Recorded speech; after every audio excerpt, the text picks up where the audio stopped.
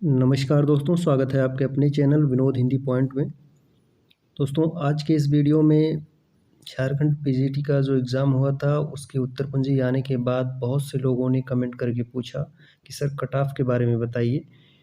तो cut off क्या होगा, कितना जाएगा, आज के वीडियो में उसी पर बात करने वाले हैं। उससे पहले जो पेपर का स्तर था 22 अगस्त, 23 अगस्त और 24 अगस्त का, सबसे पहले हम पेपर के बारे में जानेंगे।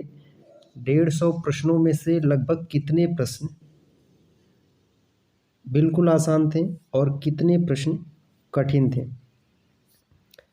सबसे पहले हम जानेंगे 22 अगस्त के पेपर के बारे में। इसमें जो आसान प्रश्न पूछे गए थे, बिल्कुल आसान प्रश्न, जैसे रामचरितमानस किस भाषा में लिखा गया। उसके बाद फिर पूछा गया था सरोज स्मृति कविता का रचना काल क्या है। कवि निराला के द्वारा सरोज स्मृति कविता कब लिखी गई। कुरुक्षेत्र कविता के कवि का नाम बताइए। संविधान में हिंदी को क्या कहा जाता है, राजभाषा। उसके बाद पूछा गया था, जितने भी आसान प्रश्न पूछे गए थे उसका हम अलग से जो है उन प्रश्नों को हम अलग रखेंगे। उसके बाद जितने भी कठिन प्रश्न पूछे गए थे उन्हें हम अलग रखेंगे। उसके बाद पूछा गया था पीयूष स्रोत सी बहा करो जीवन के सुंदर समतल में, स्पेस दिया है, खाली स्थान में क्या आएगा। अवधी किस भाषा की बोली है, पूर्वी हिंदी। उसके बाद जो पूछा गया था, हिंदी भाषा के लिए किस लिपि का प्रयोग किया जाता है, देवनागरी लिपि का। मिस्र बंधु विनोद कितने भागों में विभक्त है, 4 भाग। हिंदी शब्द सागर के संपादक का नाम क्या है, आचार्य रामचंद्र शुक्ल। परमाल रासो जिसे आयोग ने गलत उत्तर माना है, इसके रचयिता कौन है, जगनिक। इश्कनामा के रचयिता कौन है, बोधा। प्रसाद की रचनाओं का कालक्रम प्रकाशन वर्ष पूछा गया था, झरना, आंसू, लहर और कामायनी। पिता कहानी के लेखक कौन है, ज्ञान रंजन। संसद से सड़क तक किसका काव्य संकलन है, धूमिल का।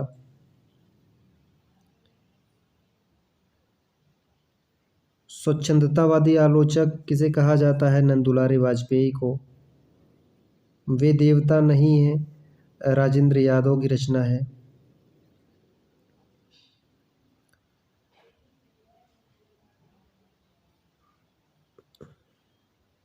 स्कंदगुप्त नाटक की कथा कुल कितने अंकों में विभाजित है, तो इसे आयोग ने गलत उत्तर माना है। यह जो है 5 अंकों में है। आयोग द्वारा जो माना गया है वह 3 अंक।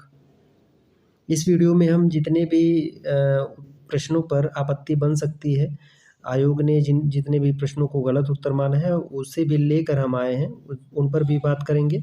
सबसे पहले हम जो है सरल प्रश्नों के बारे में बात करते हैं।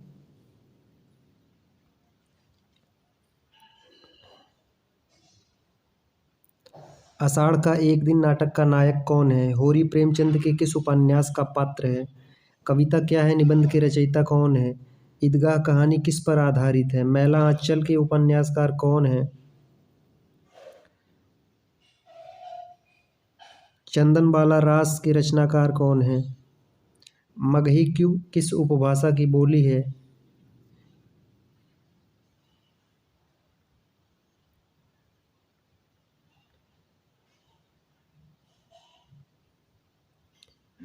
मैं बोरिशा इल्ला उपन्यास के रचनाकार महुआ मांझी।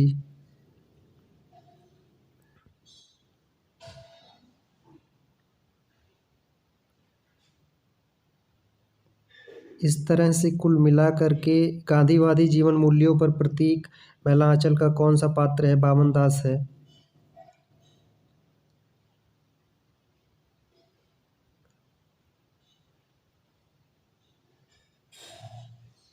भक्ति धर्म रसात्मक अनुभूति है, आचार्य रामचंद्र शुक्ल का कथन है।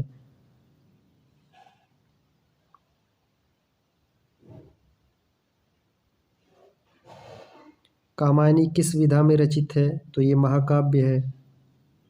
रामचंद्र शुक्ल ने प्रारंभिक काल को क्या नाम दिया? वीरगाथा काल। अपभ्रंश का वाल्मीकि किसे कहा जाता है? स्वयंभू को। तुलसीदास ने राम का गुणगान किस भाषा में किया? अवधी भाषा में। हिंदी को राजभाषा कब स्वीकार किया गया? 14 सितंबर 1949। आदिकाल में किस कवि ने अवहट भाषा में रचना की? अब्दुल रहमान।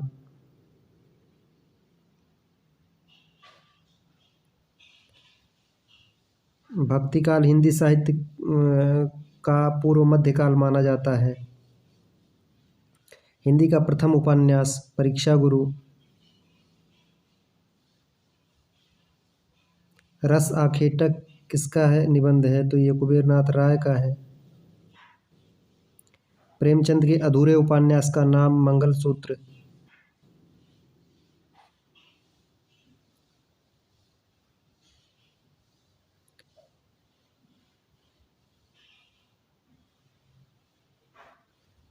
दोस्तों, जितने भी प्रश्न बताए गए हैं यह सभी 22 अगस्त की परीक्षा में पूछे गए प्रश्न हैं और 22 अगस्त की परीक्षा में जितने प्रश्न पूछे गए थे 150 प्रश्न, उनमें से लगभग 90 से 100 प्रश्नों के बीच 90 से 100 प्रश्नों के बीच ये जो प्रश्न हैं ये आसान है। ये आसान है। जो हिंदी साहित्य की परीक्षा देते हैं टीजीटी, पीजीटी, एनबीएस, केबीएस, उनके लिए तो ये बहुत ही आसान प्रश्न है। जो पहली बार परीक्षा में बैठे हैं उनके लिए हो सकता है शायद थोड़ा मुश्किल हो, लेकिन ये 90 से 100 प्रश्न आसान बन रहे हैं 22 तारीख की परीक्षा में। इसी तरह से 24 तारीख का जो पेपर हुआ था उसमें भी लगभग 90 से 100 प्रश्न आसान बन रहे हैं। उसमें से 23 अगस्त का पेपर हमारे पास नहीं है, इसलिए उस पर कोई वीडियो नहीं आया है, उसके बारे में कुछ नहीं कह सकते। लेकिन 22 अगस्त और 24 अगस्त का जो पेपर का स्तर है वह लगभग सेम है। हो सकता है 2-4 क्वेश्चन इधर उधर हो जाए, लेकिन लगभग सेम है। अब जो गलत उत्तर आयोग ने माना है, जैसे स्कंदगुप्त नाटक की कथा कुल कितने अंकों में विभाजित है, तो इसमें जो है आयोग ने माना है 3 अंक, जबकि सही उत्तर होगा 5 अंक। उसके बाद राजेंद्र जी का कौन सा उपन्यास मुंडा जनजाति पर आधारित है? तो इसमें जो है जब आप आपत्ति दर्ज करते हैं तो उसमें लिखा गया है ये रॉन्ग आंसर की, उसके बाद फिर अशुद्ध वर्तनी के संदर्भ में भी लिखा गया है, तो ये जो है राजेंद्र नहीं होगा बल्कि रणेंद्र होगा। इसका सही उत्तर रणेंद्र। इनका जो उपन्यास है गायब होता देश पर, यह जो है मुंडा जनजाति पर आधारित है, गायब होता देश, लेकिन यहाँ राजेंद्र नहीं बल्कि रणेंद्र होगा। इस पर भी आपत्ति बन सकती है। उसके बाद है परमाल रासो के रचयिता का क्या नाम है?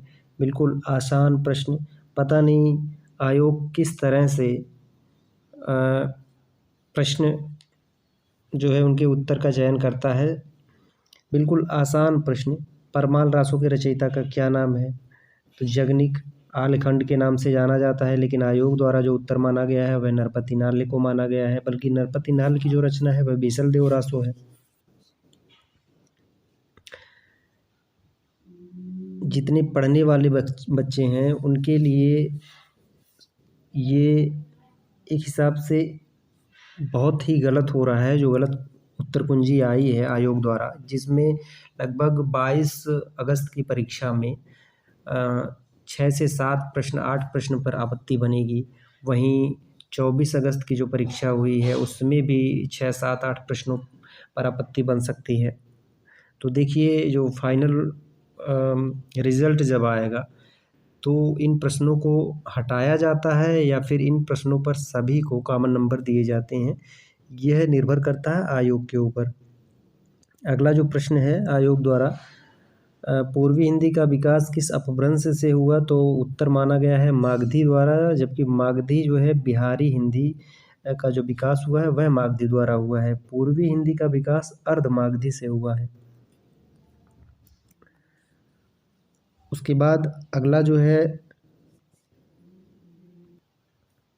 संताली भाषा परिवार का विस्तार निम्नलिखित में से किसमें नहीं है? तो इसका उत्तर आयोग द्वारा जो माना गया है बंगाल। तो संथाली भाषा परिवार का जो विस्तार है वह छत्तीसगढ़, झारखंड, बंगाल, बिहार, अगर विदेशों में बात की जाए तो बांग्लादेश, विकल्प में बांग्लादेश भी है, बांग्लादेश, बंगाल, ये सही होगा, उड़ीसा भी सही होगा, लेकिन अरुणाचल प्रदेश इसका उत्तर होना चाहिए। आयोग द्वारा जो उत्तर माना गया है वह बंगाल माना गया है। अगला है कामायनी का प्रमुख छंद कौन सा है? तो उत्तर दिया गया था नाटक छंद। नाटक कोई छंद नहीं होता है, इसका सही उत्तर होगा तांटक छंद।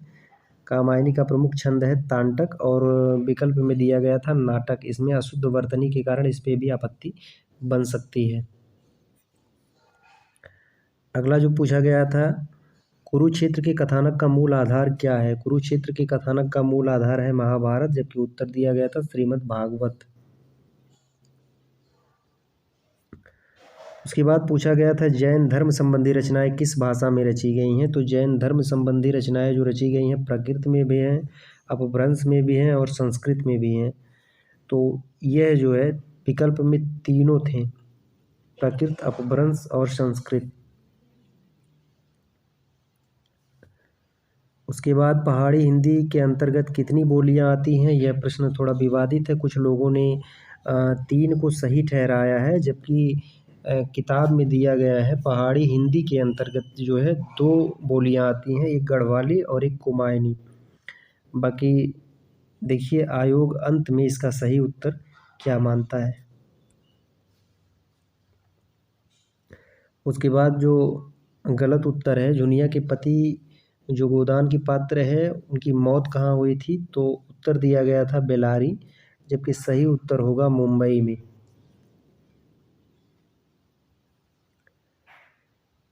अगला है हिंदी भक्ति काव्य का शुभारंभ किनकी रचनाओं से माना जाता है? तो आयोग द्वारा जो उत्तर दिया गया था नामदेव की रचनाओं से माना जाता है, और बल्कि इसका उत्तर कई किताबों में जो है ये नाभादास कृत भक्तमाल से माना जाता है, भक्तमाल से माना जाता है। हिंदी भक्ति काव्य का जो शुभारंभ माना जाता है वह नाभादास की जो रचना है भक्तमाल से माना जाता है, जबकि आयोग ने नामदेव को माना है।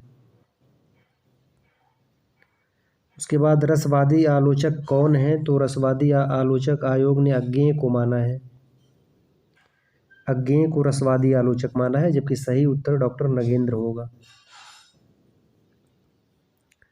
उसके बाद जो बिल्कुल आसान प्रश्न आयोग द्वारा गलत किया गया है, आचार्य रामचंद्र शुक्ल के अनुसार प्रथम उपन्यासकार किसे माना गया है? किशोरी लाल गोस्वामी को, जबकि सही उत्तर होगा श्रीनिवास दास। परीक्षा गुरु के रचयिता हैं श्रीनिवास दास। इनका सही उत्तर होगा इस प्रश्न का श्रीनिवास दास। आयोग द्वारा जो माना गया है किशोरी लाल गोस्वामी। यह 13 प्रश्न तो हैं ही हैं। उसके बाद 23 तारीख की जो परीक्षा हुई थी उसका पेपर हमारे पास नहीं है, उसमें भी गलत उत्तर तो होगा ही होगा। बाकी 24 और 22 अगस्त और 24 अगस्त के आधार पर जो कट ऑफ बन रहा है वह लगभग जो है यह झारखंड के विद्यार्थियों के लिए कट ऑफ है, अन्य राज्य के विद्यार्थियों के लिए भी कट ऑफ है। उनका कट ऑफ जो जाएगा उस पर भी हम बात करेंगे। जो जनरल का जाएगा झारखंड के लोगों के लिए ये कट ऑफ है 130 से 34 के बीच जाएगा। 34 से 130 प्लस ही होगा, कम नहीं होगा। यह एक अनुमानित कट ऑफ है, एक बार फिर से आपको कह रहे हैं यह एक अनुमानित कट ऑफ है, सिर्फ अनुमान लगाया गया है, इतना जा सकता है। 130 से 134 के बीच यह जनरल का जाएगा, और ओबीसी का 126 से 130 के बीच। अगर आप 125, 126 प्रश्न आपके सही हो रहे हैं 150 प्रश्नों में से, तो आप जो है बिल्कुल आश्वस्त रहिए। बाकी SC ST की बात अगर की जाए तो 120 से 126 के बीच, 120 प्लस जिनका हो रहा है उनका सिलेक्शन का चांस है। बाकी फाइनल जब रिज़ल्ट आएगा उसके बाद ही पता चलेगा कट ऑफ कितनी गई। यह कट ऑफ एक अनुमानित कट ऑफ है। दोनों 22 अगस्त और 24 अगस्त का जो पेपर देखा गया है उस पेपर में कितने प्रश्न बिल्कुल आसान थे, कितने प्रश्न कठिन थे। अब मान के चलिए 22 अगस्त और 24 अगस्त के पेपर में लगभग जो है 100 प्रश्न, 95 से 100 प्रश्न आसान हैं। बाकी आपके बच रहे हैं 50 प्रश्न। तो जो कट ऑफ बनेगा, जो फाइट है आपकी इन 50 प्रश्नों में से है। 100 प्रश्न तो लगभग सही हो रहे हैं सभी के। इन 50 में से आपके कितने सही हो रहे हैं ये तय करेगा।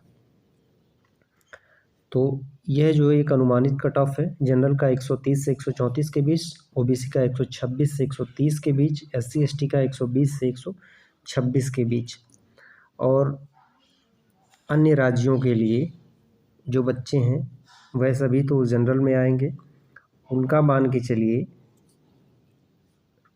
138 प्लस ही होगा, इससे कम नहीं होगा।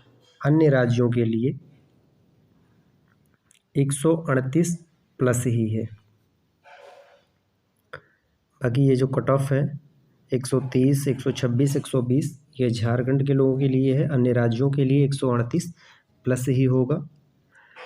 एक बार फिर से आपको बता दें, यह एक अनुमानित कट ऑफ है। अगर आपको वीडियो पसंद आई हो तो वीडियो शेयर कर दीजिए। चैनल पर नए हैं चैनल को सब्सक्राइब कर लीजिए। मिलते हैं अगली वीडियो में नए प्रश्नों और नए तथ्यों के साथ। तब तक के लिए नमस्कार।